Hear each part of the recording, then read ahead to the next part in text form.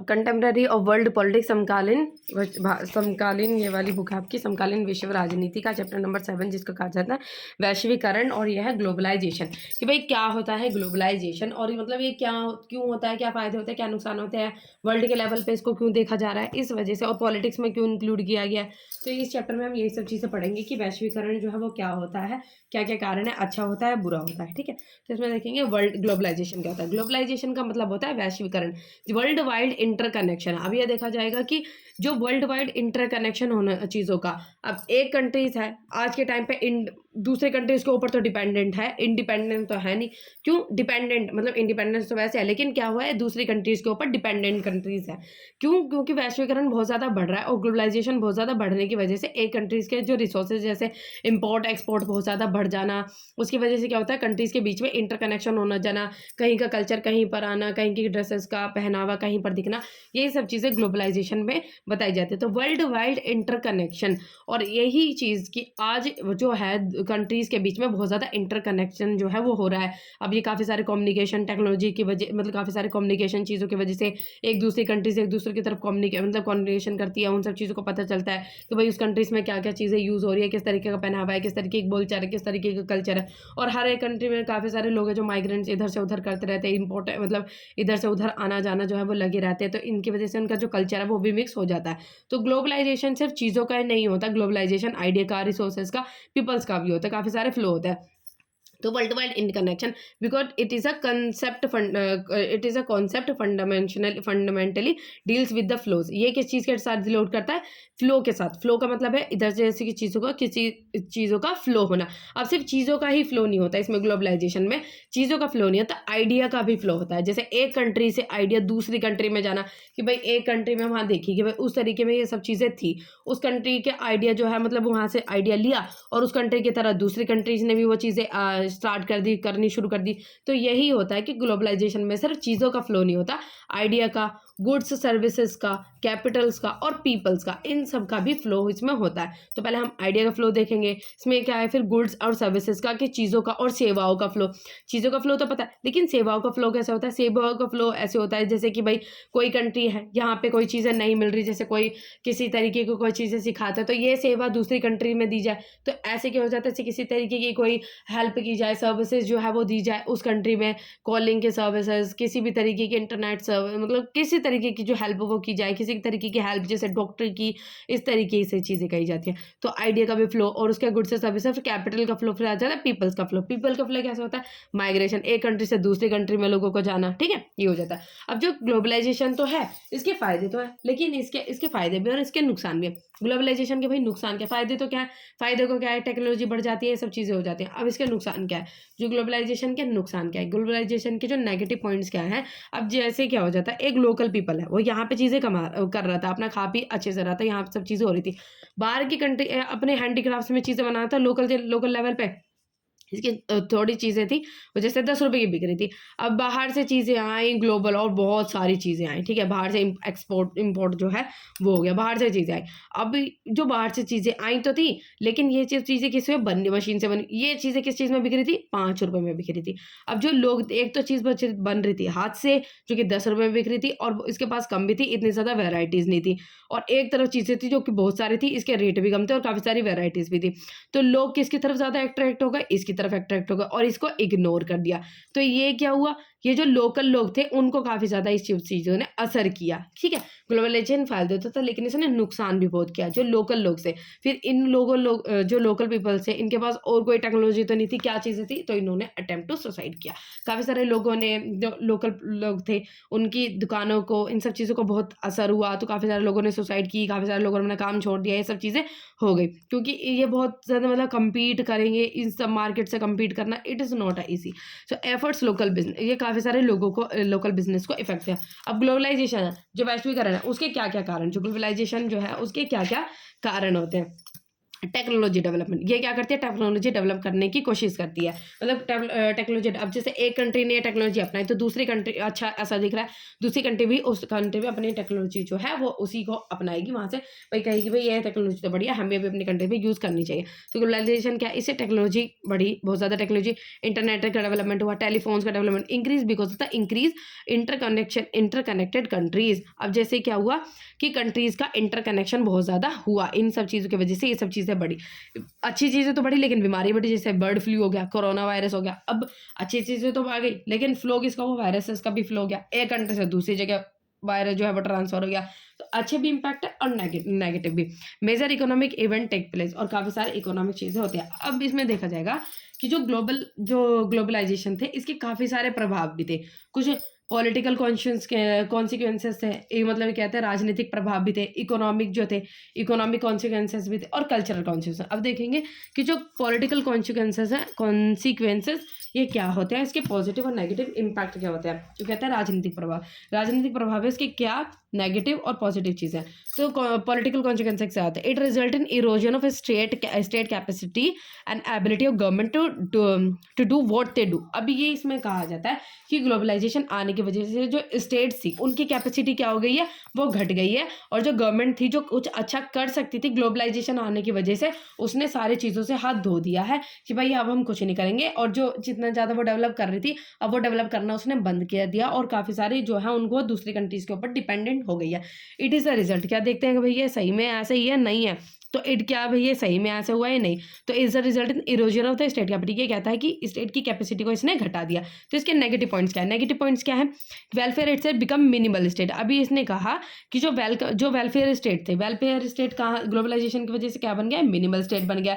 Increase MNCs and local decrease, जो MNC थी multinational company थी, ग्लोबलाइजेशन की वजह से वो बढ़ गई, जो लोकल कंपनीज थी वो घट गई। इसके पॉजिटिव इंपैक्ट है, पॉजिटिव क्या है, इंक्रीज गवर्नमेंट कैपेसिटी, गवर्नमेंट की कैपेसिटी को बढ़ा दिया। अब जैसे गवर्नमेंट ने देखा कि उस कंट्रीज में काफ़ी सारे लोगों ने, जैसे कि वहाँ की गवर्नमेंट ये सब चीज़ें अच्छी कर रही है, जैसे वहाँ के लोग हैं वो खुश रह रहे हैं, तो इससे क्या होगा, जो गवर्नमेंट है अपने यहाँ पे भी इस तरीके के चेंजेस लाने की कोशिश कर रही है जिससे यहाँ के लोग भी खुश रहे। गवर्नमेंट की कैपेसिटी को बूस्ट किया, ये पॉजिटिव पॉइंट्स है। इनहेंस टेक्नोलॉजी को बढ़ाया, जिससे कि जो स्टेट है वो काफ़ी सारे और भी ज़्यादा पावरफुल हो गई नई नई टेक्नोलॉजीज़ में।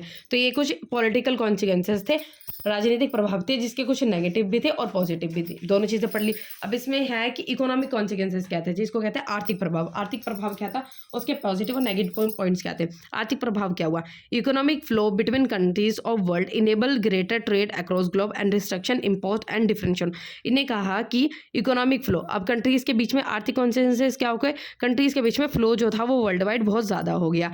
एक कंट्रीज दूसरे तरीके के मतलब इंपोर्ट एक्सपोर्ट जो था इसमें बढ़ गया, एक कंट्रीज दूसरी कंट्रीज के रिसोर्सेज को यूज़ कर लिया, दूसरी तीसरी के रिसोर्सेज को यूज़ कर लिया। एक मतलब क्या कहते हैं इंडिपेंडेंट, वो क्या कहते हैं डिपेंडेंसी टाइप हो गया। Restriction impose by different countries allow import of other countries and have been decrease. ये क्या हो जाता है कि अब जैसे इम्पोर्ट एक्सपोर्ट पे इन पे क्या लगा देने, जैसे कुछ रिस्ट्रिक्शन लगा देने। अब इसमें है इजी ट्रेड। अब इजी ट्रेड जो थे इसने हटा दिया। इजी ट्रेड से क्या होना चाहिए, इकोनॉमिक प्रभाव है कि जो रेस्ट्रिक्शन जो थे, पहले क्या हुआ था इंडिया के इंडिपेंडेंस के टाइम पे, जो इंडिया के टाइम पे जब ब्रिटिशर्स का बहुत ज़्यादा कंट्रोल होता, ब्रिटिशर्स के कंट्रोल के टाइम पे ब्रिटिशर्स ने क्या किया कि अपने यहाँ से जो चीज़ें जाती थी वो तो फ्रीली चली जाती थी, जो अपनी चीज़ें वो बेचते थे। लेकिन जब इंडिया की कोई चीज़ दूसरी कंट्री में जाती थी या कहीं पे बेचने, तो उस पर बहुत ज़्यादा टैक्सेस लगा देते थे। तो इससे क्या हुआ, जब इंडिपेंडेंस हो गई तो हम लोगों ने सोचा कि लोकल जो पीपल्स हैं उनको इस सब चीज़ों का फेस ना करनी पड़े, तो उसकी वजह से रिस्ट्रिक्शन लगा दी गई। लेकिन बाद में जब लगा कि ग्लोबलाइजेशन करना जो हमारी कंट्रीज़ के लिए बहुत ज़्यादा ज़रूरी है और सही है, क्योंकि ग्लोबलाइजेशन की वजह से हम लोगों को ही अच्छा मिलेगा, तो रेस्ट्रिक्शन जो थे वो हटाए गए, जिससे कि ट्रेड इजी हो जाए। Flow of ideas of flows in capital movement easy, जो कैपिटल था उसका भी मूवमेंट काफ़ी इजी हो गया। Investment increase by rich countries, जो अगर इन सब रेस्ट्रिक्शन के हटाने की वजह से क्या हुआ कि इन जो कंट्रीज़ थी, जो इन्वेस्टमेंट जो रिच कंट्रीज थी उन्होंने भी इन्वेस्टमेंट जो थी उनकी बढ़ गई, but not same degree of increase people's movement because of the policies. लेकिन इसमें क्या हुआ, काफ़ी चीज़ों का बढ़ाता हुआ, लोगों का जो था वो मूवमेंट इतना ज़्यादा नहीं बढ़ा, उसकी वजह तो पॉलिसीज़ वगैरह की वजह से, जैसे वीज़ा वगैरह इन सब चीज़ों की वजह से जो लोगों का मूवमेंट है इतना नहीं हो पाया। तो ये थे इसके इकोनॉमिक कॉन्सिक्वेंसेस, जो थे आर्थिक प्रभाव जो थे ग्लोबलाइजेशन के। क्या क्रिटिक्स ऑफ ग्लोबलाइजेशन क्या, नेगेटिव पॉइंट्स क्या है, क्रिटिक्स कहते हैं market economy increase multinational companies multinational companies के जो थे नंबर्स बढ़ गए और जो लोकल कंपनीज थी जो लोकल जो लोग थे उनकी जो थी वो जो कंपनीज थी वो घट गई भाई, कि उनको लगा भाई मल्टीनेशनल कंपनीज आ गई है तो भाई काफ़ी सारे कंट्रीज एक साथ ही मल्टीनेशनल कंपनीज जो थी वो आ गई, एमएनसीज जो लोकल लोगों की तरफ जो लोकल कंपनीज थी उनकी तरफ ध्यान देना कम हो गया। Less population great benefit, less population great benefit and government role minimise, government का जो रोल था वो जैसे बढ़ा था भी मिनिमाइज हो गया। Need to ensure safeguards और क्रिएटिंग सोशल सेफ्टी नीड्स, तो ज़रूरी था कि भाई इनको क्या करें, एक जो लोकल कंपनीज उनको प्रोटेक्ट करने की कोशिश की। सम से economic globalization and increase recolonization of the world, इसमें क्या हुआ था भाई, पहले यही चीज़ बताई गई है इसमें कि पहले जो था कि मतलब ये है कि जो इकोनॉमिक ग्लोबलाइजेशन जो करेगा कि फिर से हमारी कंट्रीज़ को कॉलोनाइज करने की कोशिश कर देगा, ये चीज़ ग्लोबलाइजेशन के लिए कही जाने लगी। ग्लोबलाइजेशन को अगर हम फिर से ओपन कर देंगे तो हमारी कंट्रीज़ को फिर से कॉलोनाइज करने की कोशिश कर देगा कि हमको नहीं करना चाहिए, हम लोगों को रेस्ट्रिक्शन लगानी चाहिए। लेकिन ये फ़ायदा है लेकिन सपोर्ट में कुछ लोगों ने कहा, सपोर्टर्स ने ये कहा कि हमारे इकोनॉमिक को अच्छा करेगा, जॉब्स की अपॉर्चुनिटीज बढ़ाएगा, टेक्नोलॉजी बढ़ाएगा, ट्रेड्स बढ़ाएगा और उसके बाद प्रॉफिट को भी इंक्रीज करने की कोशिश जो है वो करेगा। And most moderate challenges to the different cheap intelligently, इसमें क्या होगा कि जो काफ़ी सारे लोगों को जो क्या इन्हें कहा है कि जितने भी चैलेंजेस हैं, जो अगर चैलेंजेस आते हैं तो उनके साथ क्या करा जाए, उनको इंटेलिजेंटली उनको हैंडल किया जाए, उनको हैंडल इंटेलिजेंटली किया जाए। जैसे कॉम्पिटिशन है, अगर उनको एमएनसीज कंपनीज का कॉन्ट्रीब्यूशन है तो अपने भी टेक्नोलॉजीज को बढ़ाओ, अपने भी जो कंपनीज हो उनको अच्छा करने की कोशिश करो। तो वही यही है कि ग्लोबलाइजेशन ये नहीं है कि भाई उसको यह समझा जाए कि नेगेटिव पॉइंट है, उसके सामने एक अच्छा बन के और ज़्यादा खड़े हो जाओ, अच्छी ज़्यादा अच्छे से कोशिश करो। तो ये क्या है, अपने कंपटीशन को बढ़ाओ, इससे क्या होगा कि अपनी कंट्री का जो लेवल है और भी सुधरने की कोशिश करेगा। हर एक चीज़ के नेगेटिव नहीं होते। अब जैसे कंट्रीज थी वो यहाँ तक सीमित थी, अब दूसरी कंट्री ग्लोबलाइजेशन थी वो इतनी बड़ी थी, उसके टेक्नोलॉजी थी इतनी अच्छी थी, तो अपनी कंट्री को पीछे हटाने की ज़रूरी क्या है, अपनी कंट्री को भी भाई और अच्छे लेवल पे करो। तो क्या हुआ कि ग्लोबलाइजेशन ने कंट्रीज़ को एक अच्छी चीज़ें बताई कि ये नहीं कि भाई वो घटे और मतलब ये है कि मतलब झुक जाए और ये सब चीज़ें ना करने और इंटरनेशनल मार्केट्स के सामने दूसरी कंट्रीज़ के सामने झुक जाए, नहीं, अपनी भी कंट्री को उस हिसाब से उस अकॉर्डिंग बनाओ जैसे सामने वाली है और सामने वाली से भी अच्छा बनाने की कोशिश करो। तो ग्लोबलाइजेशन ने हमको एक ऐसे ताकतवर कंट्री बनाने की कोशिश की, तो इस ग्लोबलाइजेशन का अच्छे फायदे हैं और कुछ नेगेटिव है कुछ अच्छे भी हैं। तो कल्चरल कॉन्सिक्वेंसेस, अब इसके जो कल्चरल कॉन्सिक्वेंसेस थे, कल्चरल जो थे वो क्या प्रभाव पड़े, होमोजीनियस हेट्रोजीनियस, और दो तरीके से प्रभाव पड़े, होमोजीनियस हेट्रोजीनियस। होमोजीनियस तरीके का मतलब एक जैसा, सेम कल्चर हर जगह फ्लो हो गया, जितने भी कंट्रीज थी। अब वेस्टर्न जो थे सारे लोगों ने वेस्टर्न जो थी वो कल्चर अपनाने की बहुत ज़्यादा कोशिश करने लगी।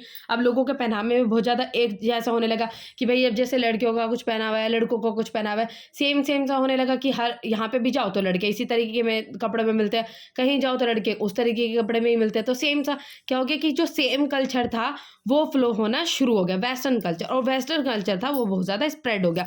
सॉफ्ट पावर और यूएस हेजेमनी, लेकिन ये क्या होता है, यूएस की हेजेमनी बहुत ज़्यादा फैल गई, जैसे वेस्टर्न कल्चर था वो बहुत ज़्यादा फैल गया, जिसको कहते हैं होमोजीनियस। तो कल्चरल कॉन्सिक्वेंस क्या थे, इसका फायदा तो था कि सेम चीज़ें फैल गई, लेकिन इसका नेगेटिव क्या थे, नेगेटिव पॉइंट्स क्या थे कि भाई जो अपने कल्चर थे उसको लोगों ने हट के अपने को तो हटा दिया, लेकिन दूसरे के कल्चर को प्रमोट करने की कोशिश कर रहे हैं, अपने जो तरीके का था पहनावा उसको छोड़ के दूसरे तरीके के पहनावे में पड़े।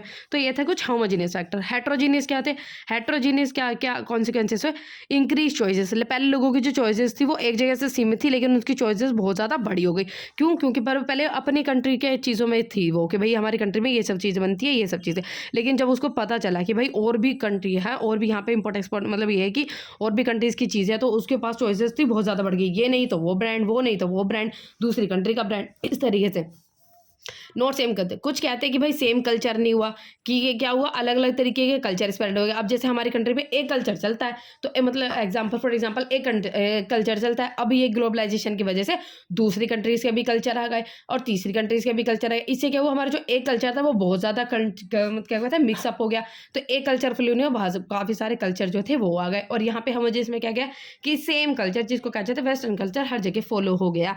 Choices last of the wear culture, अब ये कहा जाता है कि जो काफ़ी सारे जो जब एक कल्चर में लोग रहते थे वो अपने तरीके के ड्रेसेस जो थे पहनते। अब कल्चर बढ़ने की वजह से, कल्चर के एडवांस होने मतलब काफ़ी सारे कल्चर चॉइसेस होने की वजह से लोगों ने हर एक तरीके के कपड़े जो हैं वो पहनने शुरू कर दिए हैं, ठीक है। अब कोई स्कर्ट के ऊपर कुर्ता पहन लेता है तो कोई शर्ट पहन लेता है, तो हर एक तरीके के कल्चर जो थे वो स्प्रेड होने शुरू हो गए, जिसको कहते हैं heterogeneous. India and globalisation, India के साथ अभी ग्लोबलाइजेशन और इंडिया का प्रभाव देखा जाएगा। Colonial period, India become exporters of the primary goods and importer of the finish goods. Colonial period, जब यहाँ पे कुछ लोगों ने कंट्रोल करने की मतलब लोगों ने कॉलोनियल पीरियड के टाइम पे इंडिया जो थी वो अपनी एक एक्सपोर्टर बन गई थी। एक्सपोर्टर किसके बन गई थी? प्राइमरी गुड, जैसे कच्चे माल को भेजा करती थी यहाँ से इंडिया जो थी, और बाहर से बने हुए माल को मंगाया करती थी। अब ये इंडिया के चॉइसेस नहीं थी, जो इन्होंने इसके ऊपर जिसने कंट्रोल किया वही ये सब चीज़ें करते थे। वो अपनी कंट्रीज में यहाँ से तो कच्चा माल लेकर चले जाते थे, लेकिन वहाँ से बना बनाया सामान यहाँ पर आकर जब बेचते थे ना, बहुत ज़्यादा पैसे चार्ज करते थे, बहुत ज़्यादा रुपए यहाँ से लेते थे कंट्रीज से। तो क्या हुआ था, तो इससे हमारी जो कंट्रीज थी वो क्या हो गई, बहुत ज़्यादा दबती चली गई दूसरों के अंदर में, कि भाई हम लोगों को फिर उसी तरीके से एक बना दिया कि हम लोग तो एक्सपोर्टर है कच्चे माल के और इंपोर्टर हैं बने हुए माल के। लेकिन आज जाके कंडीशन ये बहुत ज़्यादा सुधर गई है कि अब हम लोग भी बहुत अच्छे मतलब एक्सपोर्टर जो है अच्छी अच्छी चीज़ों के बन गए। तो India become exporter of the primary goods and importer of the finish goods. So after we protectionize till 1991 from the 90। तो हम लोगों ने जब इंडिपेंडेंस के टाइम पर भी हम जो इंडिया थी उसने जो इम्पोर्ट एक्सपोर्ट पे क्या कर दिया, रेस्ट्रिक्शन लगा दिया, इसी डर से कि भाई हम लोगों पे अब ये कंडीशन तो है नहीं कि बाहर से हम चीज़ें मतलब बाहर से चीज़ें मंगाते हैं तो मतलब रेस्ट्रिक्शन लगा देते इन सब चीज़ों के, हम बाहर से चीज़ें मंगाएंगे नहीं, यहाँ से चीज़ें जाएगी नहीं, इन सब चीज़। तो हमारी कंट्री पर उस टाइम पे जब हमने ग्लोबलाइजेशन ने इन सब चीज़ों पे रोक लगा दी थी, इंपोर्ट एक्सपोर्ट पे ये सब चीज़ें नहीं की थी, तो हमारी कंट्री सिर्फ एक ही जगह तक सीमित रह गई थी। ये एडवांस होने की बढ़ी नहीं, क्योंकि भाई दूसरी कंट्री से चीज़ें आएंगी नहीं, यहाँ से जाएगी नहीं, तो क्या पता चलेगा इस कंट्री में क्या क्या चीज़ें हो रही है क्या नहीं। तो ये क्या हुआ था, फिर 1991 के बाद 1991 में क्या आई, एलपीजी की पॉलिसी आई, जिसको कहते हैं लिबरलाइजेशन, प्राइवेटाइजेशन एंड ग्लोबलाइजेशन। तो इसने हमारी कंट्री को एडवांस किया और हमारी कंट्रीज को ग्लोबलाइज इकोनॉमी बना दिया। Advances made in certain areas but sector healthy housing, primary education, attention में क्लोज नॉट गेट। अब ये क्या, काफ़ी सारी चीज़ों में तो एडवांसेस मिल गए, लेकिन काफ़ी सारे सेक्टर्स थे वो अभी भी लिमिटेड है, जिसको कहते हैं health, housing, primary education, attention, अभी भी ये सब चीज़ें अटेंशन डिजर्व करते हैं। Resistance to the global warming, मतलब काफ़ी सारी चीज़ें हैं जो नेगलेक्ट, कुछ ऐसी कंट्रीज है जो इस सब चीज़ों को नेगलेक्ट करती है, कुछ कैसी है जो हाँ ठीक है। तो मतलब कुछ रेजिस्टेंस और नेगलेक्ट क्या करते हैं, कुछ राइट कुछ लेफ्ट वाली कंट्रीज होते हैं, कुछ राइट लेफ्ट कंट्रीज होती है जो कि इंटरवेंशन जो चाहती है। ये लेफ्टिस्ट लोग होते हैं वो क्या चाहते हैं कि गवर्नमेंट का इंटरवेंशन हो, राइट जो लोग होते हैं वो चाहते हैं कि गवर्नमेंट इसमें इंक्लूड ना हो। तो लेफ्टिस्ट क्या चाहते हैं, what intervention of the government in the market, ये चाहते हैं क्योंकि जो गवर्नमेंट है वो इस मार्केट में इंटरवेंशन जो है वो करनी चाहिए। लेकिन राइट लोग क्या चाहते हैं कि गवर्नमेंट जो होता है वो क्या करते हैं, ये मार्केट इकोनॉमी में बिलीव करते हैं। ये कहते हैं गवर्नमेंट, जो कैपिटलिस्ट टाइप के लोग होते हैं ये चाहते हैं, गवर्नमेंट टाइप के लोग होते हैं जो गवर्नमेंट को इंटरवेंशन चाहते हैं, गवर्नमेंट का इंटरवेंशन नहीं चाहते, मार्केट इकोनॉमी के ऊपर डिपेंड रहते हैं। ग्लोबलाइजेशन ये कहते हैं, जो लेफ्टिस्ट लोग कहते हैं, ये कहते हैं कि पुअर कंट्रीज को भी और भी ज़्यादा पुअर बना देगी, रिच कंट्रीज को भी और ज़्यादा रिच बना देगी। ये भी सेम चीज़ कहते हैं कि भाई जो ग्लोबलाइजेशन है ये पुअर को और पुअर और रिच को और रिचर बना देगा। Protectionism in the certain area and effect culture, ये हमारे कल्चर को इफेक्ट करती है। और इंडिया रेसिस्ट टू ग्लोबलाइजेशन, ये इंडिया भी जो रेसिस्ट थी इसमें ग्लोबलाइजेशन को रेसिस्ट करती है। Protect economic liberalisation, MNCs and culture influence western culture includes dresses वगैरह। अब इसमें कुछ पॉजिटिव भी थे कुछ नेगेटिव भी थे, तो ये सब इसमें चैप्टर था। इसमें चैप्टर में यही था कि ग्लोबलाइजेशन क्या होता है, ग्लोबलाइजेशन क्या होता है, किस तरीके का फ्लो होता है, क्या क्या इसके कारण हैं, कौन कौन से इसके कॉन्सिक्वेंसेस हैं, क्या कहते हैं पॉलिटिकल इकोनॉमिक क्या क्या कॉन्सिक्वेंसेस हैं, उसके बाद जो इसके कल्चरल कॉन्सिक्वेंसेस हैं वो सब चीज़ें क्या हैं, इनके पॉजिटिव नेगेटिव पॉइंट्स क्या थे, इंडिया और उसके साथ ग्लोबलाइजेशन का असर क्या था, इंडिया मतलब इंडिया ने ग्लोबलाइजेशन कब स्टार्ट किया, पहले स्टार्ट क्यों नहीं किया था, और तो इसकी वजह से और क्या है इसमें रेजिस्टेंस टू द ग्लोबलाइजेशन की कौन कौन सी कंट्रीज है वो क्यों जो ग्लोबलाइजेशन है उसको नेग्लेक्ट करती हैं, ठीक है।